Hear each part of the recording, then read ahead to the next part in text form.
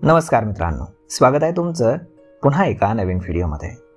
मित्रांनो, आज शेअर बाजारामध्ये गुंतवणूक करणाऱ्यांची झोप उडाली आहे, कारण जागतिक बाजारातून आलेल्या कमकुवत संकेतांनी सगळ्यांना धडकी भरवली आहे। याचं कारण होतं अमेरिकेचे नवीन रेसिप्रोकल टॅरिफ धोरण, जे उद्याच म्हणजेच 2 एप्रिलपासून लागू होणार आहे। BSE सेन्सेक्स एकदम 1148 अंकांनी कोसळला आणि 76,266 वरती येऊन थांबला। तर दुसरीकडे NSE निफ्टी देखील काही मागे राहिला नाही, तो देखील 274 अंकांनी घसरून 23,242 वरती आला। सर्वात जास्त फटका बसला तो IT शेअर्सला। अमेरिकेच्या या रेसिप्रोकल टॅरिफच्या भीतीनं निफ्टी IT हा निर्देशांक 1.5% कोसळला। इन्फोसिस आणि टाटा कन्सल्टन्सी सर्व्हिसेस सारख्या बड्या कंपन्यांचे शेअर्स देखील 1% जास्त घसरले। बाजारातील ही उलथापालथ पाहून गुंतवणूकदार मात्र चिंतेत आहेत। ही सगळी अस्थिरता काही अनपेक्षित नव्हती।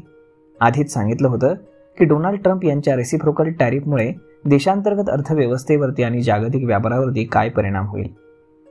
भारत आणि अमेरिका या दोन्ही देशांमध्ये या टॅरिफचा प्रभाव कमी करण्यासाठी एका व्यापारी कराराची चर्चा सुरू आहे, पण अजून तरी हा करार पूर्ण झालेला नाही। मिळालेल्या माहितीनुसार दोन्ही देश कराराच्या अंतिम टप्प्यापर्यंत पोहोचलेत असं दिसतंय, परंतु जोपर्यंत अधिकृत घोषणा होत नाही तोपर्यंत व्यापारी आणि विशेषतः किरकोळ गुंतवणूकदारांच्या मनामध्ये धाकधूक ही कायम राहणार आहे। रेसिप्रोकल टॅरिफ लागू झाल्यानंतर दलाल स्ट्रीट काय रंग दाखवेल याची चिंता सगळ्यांना सतावते। याचाच परिणाम आज अनेक स्टॉक्सवरती आपल्याला दिसून आला। जागतिक बाजाराचं लक्ष उद्या होणाऱ्या ट्रम्प यांच्या रेसिप्रोकल टॅरिफकडे लागले।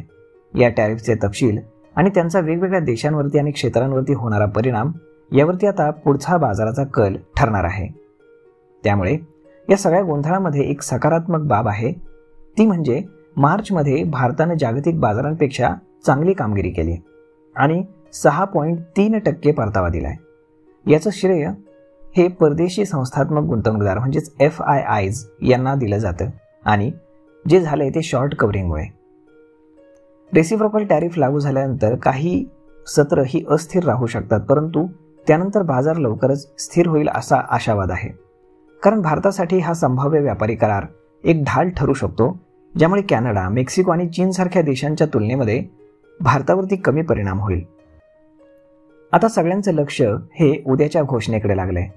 त्यामुळे जोपर्यंत डोनाल्ड ट्रम्प काही भूमिका घेत नाहीत किंवा जोपर्यंत ते कुठलीही भूमिका स्पष्टपणे मांडत नाहीत, तोपर्यंत आपण थोडंसं थांबणं फार गरजेचं आहे।